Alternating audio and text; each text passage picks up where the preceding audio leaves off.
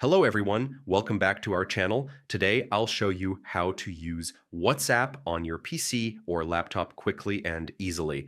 First, open a web browser on your computer and go to web.whatsapp.com. You'll see a QR code displayed on the screen.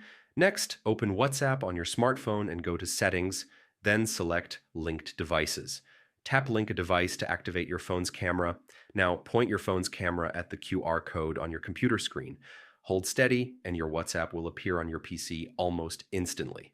From here, you can send and receive messages just like on your phone. You can chat in groups or with individual contacts and share files, photos, and videos by clicking the paperclip icon or using drag and drop. You can also use emojis, GIFs, and stickers by clicking the smiley face icon and view your contacts' status updates on the left sidebar. And that's it. WhatsApp is now fully accessible on your PC, making it easy to stay connected while you work. Thanks for watching. Don't forget to subscribe to our channel, and I'll see you in the next video.